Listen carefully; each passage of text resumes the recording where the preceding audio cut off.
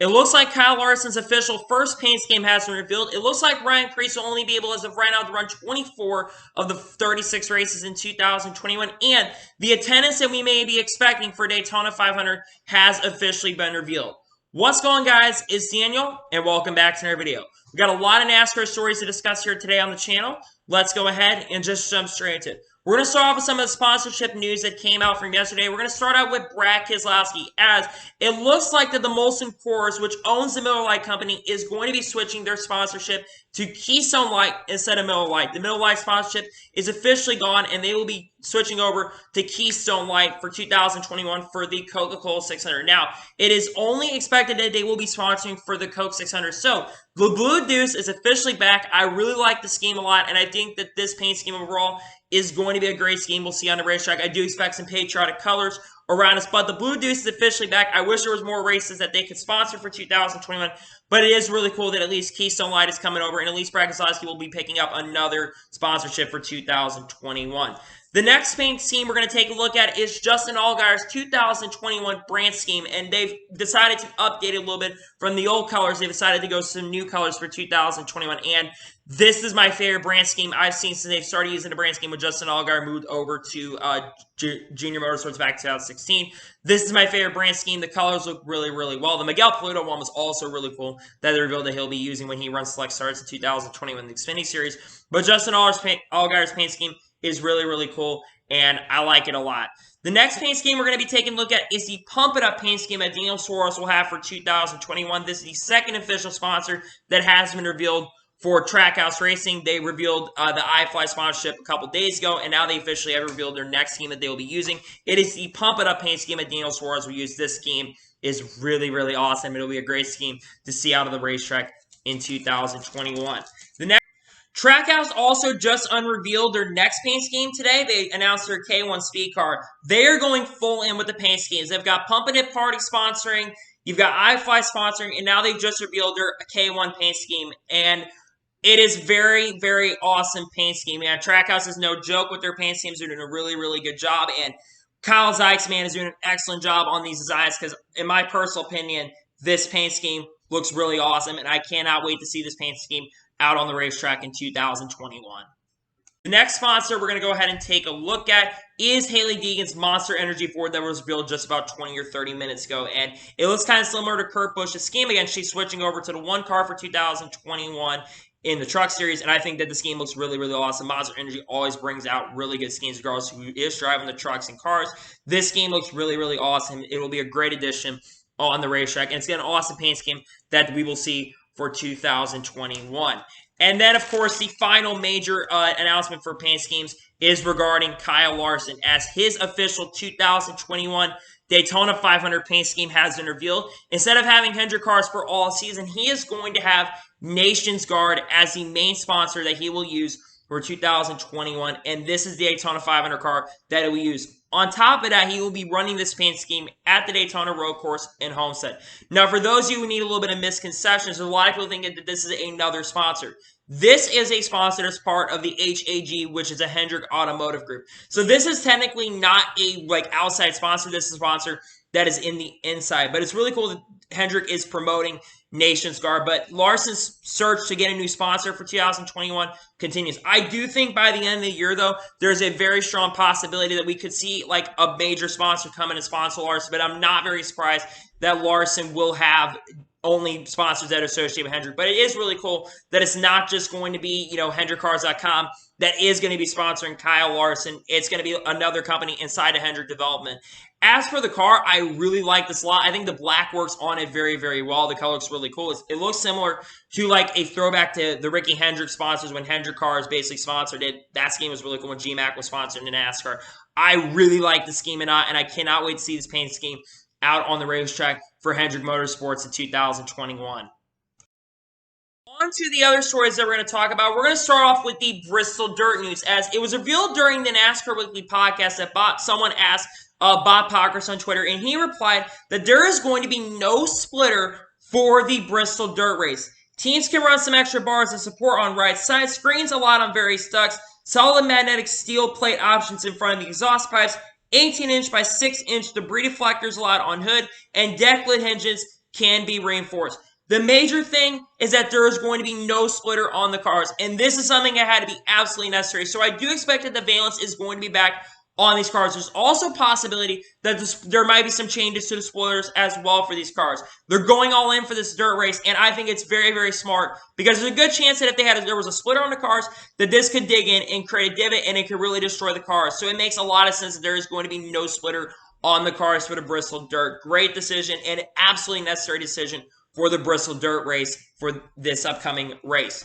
On to the next story. We're going to go ahead and talk about Fox Sports as their 2021 Speedway schedule and their announcers that they are going to have been officially announced.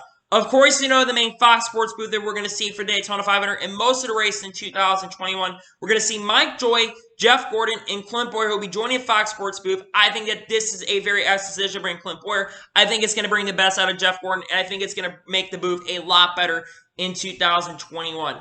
Here's something really exciting for those of you. Tony Stewart is going to be joining Clint Bowyer and Alan Alexander up in the Fox Sports booth for the Xfinity Series opener. Now, for those who don't know, Tony Stewart and Clint Bowyer were supposed to be up at the Fox Sports booth at Talladega, but once COVID hit, Tony Stewart and Clint Bowyer's race to commentate, that was unfortunately taken away.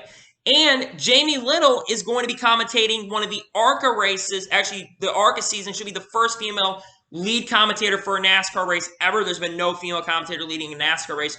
To my knowledge, she'll be the first ever to lead a race. She'll be joined by Phil Parsons, and also she'll be joined by Chase Briscoe as well in the Fox Sports booth. And then for Daytona 500, here's something really exciting. Tom Rinaldi is going to be joining the Fox Sports booth, but here's something also cool. Chris Myers is officially coming back to NASCAR. He'll be leading pre-race coverage, and not just for the Daytona 500. He is officially back in the Fox Sports booth to lead commentary for 2021. This is really, really exciting. I think Chris Myers did a really good job as someone who led the coverage into the event. He didn't, of course, didn't lead the races, but Chris Myers, I think, is a fantastic leader, especially at the beginning, and I think that he's going to bring a lot to the show, and I think he does bring a lot to Fox Sports, and it's really exciting that Chris Myers is officially coming back to Fox Sports for 2021. On to the next story. Drew Dollar is going to be driving for Kyle Busch Motorsports in 2021 for 8 races in the number 51 car. He'll race at the season opener at Daytona, then a race at Charlotte, then Texas, then Nashville, then Bristol, Las Vegas, Talladega, and then his final race will be at Phoenix International Speedway. I'm going to be kind of honest with you about Drew Dollar. I really do not have high expectations for Drew Dollar headed into 2021. Here really is why. Drew Dollar did not really impress me in ARCA last year. Yes, he did get a win at Talladega Super Speedway. Let's be for real. There was like 3 or 4 competitive cars. And Drew Dollar really did not impress me in ARCA last year. He drove for Venturini Motorsports. And there really weren't a lot of high-praising moments for him that I saw other than his win at Talladega. Other than that, I really was not impressed. I've never been really impressed with Drew Dollar to begin with driving for Venturini Motorsports. So I really don't think he's going to do much this year at Kyle Busch Motorsports. He is going to run part-time in ARCA this year, so he'll have a little bit of experience, which might help him overall. But I'm really not expecting much from Drew Dollar in 2021. I'm not very high on Drew Dollar. I don't think he's the best NASCAR driver I've ever seen. And I just don't think there's going to be much out of it. But at least it's cool that he's getting a few opportunities at Kyle Busch Motorsports. But I really don't expect much for Drew Dollar heading into the 2021 season. That's just my honest opinion on that front. On to the next story. Danny Bone is going to be going to On Point Motorsports once again and returning to that team in 2021, at least as of right now, for Daytona. But Danny Bone is expected to drive. The team is planning on running full-time in 2021. Danny Bone had some pretty strong performances in the NASCAR Truck Series for that 30 team at On Point Motorsports. He drove for them in 2019, had some good runs at them, and he's coming back with them in 2020. So Brandon Poole's not coming back in 2021 with them. So it is really cool that Danny Bone is coming back to run with that team in 2021. I do think that, honestly, Danny Bone could surprise a lot of people this year with some really strong runs. Yes, the Truck Series field is really competitive, but that team in On Point Motorsports has had times where they've shown a lot of speed, and I do think in 2021, Danny Bone will bring a lot, and I think it's really exciting that he is at least going to be coming back to run for 2021. Great to see that that team is also going to be coming, and it helps the entry list for the Truck Series field for the season opener at Daytona. On to the next story. Frank Kerr is officially confirmed to be the crew chief for Liz Mass Motorsports' number 78 team in 2020. He will be the crew chief for BJ McLeod in 2021. Frank Kerr, I think, is a very, very solid crew chief. I've seen a lot of good things out of him. He's crew chief for Tommy Joe Martin's team in the past. When I think Tommy Joe Martin's was either his organization or he was a crew chief for him when Tommy Joe Martin's at this with BJ McCobb, he was racing over there before he went to go back and own his own race team. Frank Kerr is a very solid crew chief. I think he's going to do great things to BJ McCloud. I think that Live Fast Motorsports has a lot of good things going for them. I do think overall they do have a bright future. I'm not expecting too much for the first year, but I do think that this will be the most competitive BJ McCloud has ever been. I do anticipate some top 20s and some top 30s from the team. And I think Frank Kerr is going to be able to help BJ McCloud in 2021. And it's really awesome to see that Frank Kerr is going to be the crew chief for the Live Fast Motorsports organization, number 78, headed into 2021. On to the next story, we're going to talk about Rover Racing, Corey Rover's organization, as they are officially going full-time in 2021 in the NASCAR Camping World Truck Series. It is really awesome that Rover Racing is going to be coming back to the Truck Series. I've been really supportive of that organization. I've seen some good things out of Rover Racing. I've seen that team at times compete for top 20s for a smaller organization. That is really, really cool. And I think it's really awesome that Rover Racing is officially coming back. Good luck to Corey Roper and Rover Racing headed into 2021. On to the next story. Jesse Love is going to be driving in 9 races for Venturi Motorsports in the number 25 car.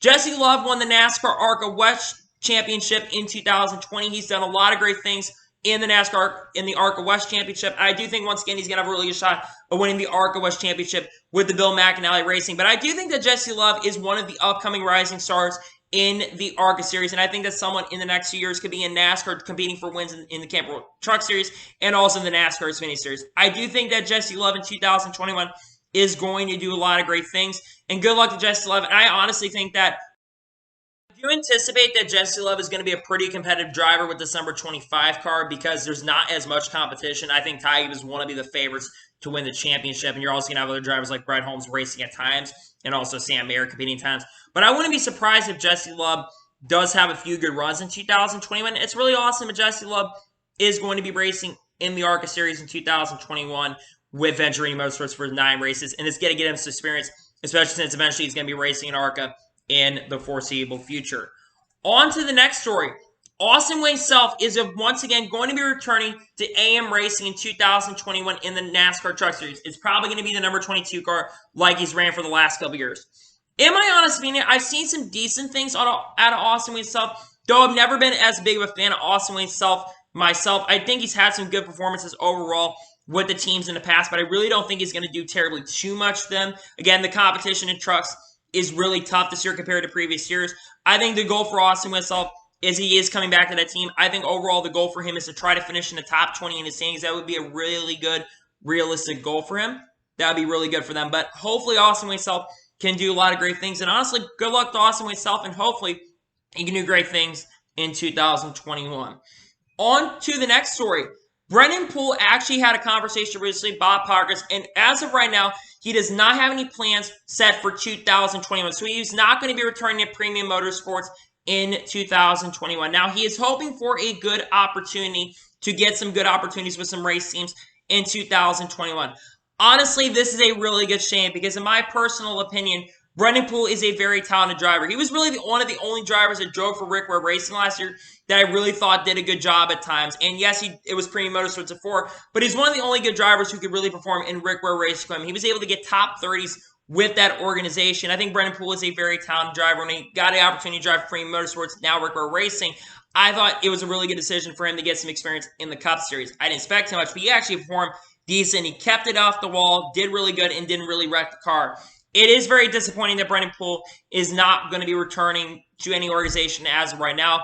I will hope that he does get an opportunity with some team, but it is a really great shame because, again, Brennan Poole did good things with the team, and I really thought that this year he'd be going back to Cup Racing with Premium Motorsports, with Rover Racing. I thought he was going to be driving the 15 this year, but it is a shame he's not going to be returning to the Cup Series for 2021 as of right now, and it is a really good shame, but hopefully he is able to find out and get some good opportunities with some organizations in the near future. On to the next story.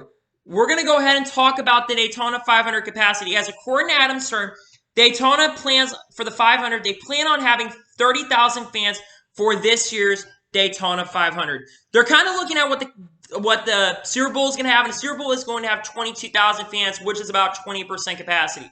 I do believe Daytona can hold about 1,000 to 2,000 fans. So this is about 25% to about 30% capacity for the Daytona 500. I'm honestly not surprised. They were trying to aim for 50% capacity. Originally is what I heard, but now it looks like it's going to be about 25% to about 30% capacity.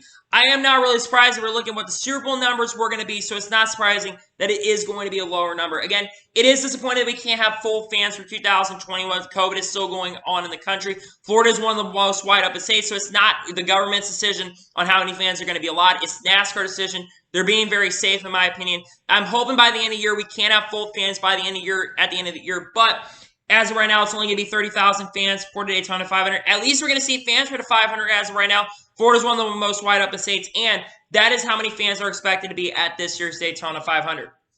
And now we're getting on to the final major story of this episode, as Brad Daugherty had spoken to Bob Pockrass recently about their plans for 2021 with the 37 car. Remember, the 37 car, it does not have a charter for 2021, and they need about $5 million to make it through the whole year with that 37 team. They only have $3.2 million at the moment to have enough sponsorship for 2021. So as of right now, they only have enough funding to run 24 races in 2021. Now, they would like to try to run full-time with the 37 team, but as of right now, they don't have enough funding to do every single race in 2021, which is a great shame. Remember, they lost their charter at the beginning of this year and lost their charter to Todd Brown. They had leased it for 3 years, but their lease ended after 2020.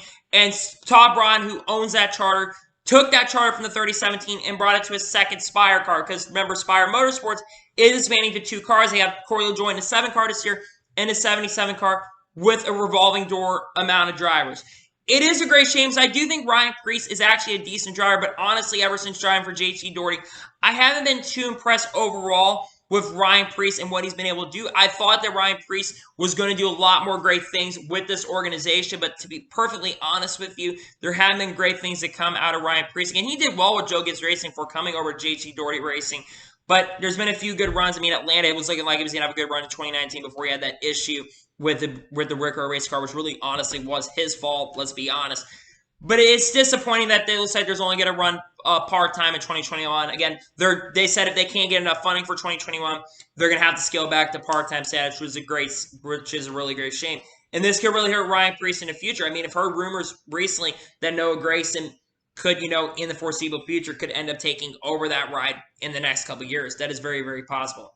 It's a great shame. Hopefully Ryan Preece and them can find funding to run full-time in 2021. It really, really sucks, and hopefully there is a way that Ryan Preece can have full funding for 2021. But I really think it's going to be a 24-race season for them, which is a really great shame. And they're going to have to qualify as well for this year's Daytona 500. So, anyway, that is going to be for today's NASCAR news video. I want to thank you guys for watching. Please like, subscribe to the channel, turn notifications so you can be notified when a video does go live on my channel.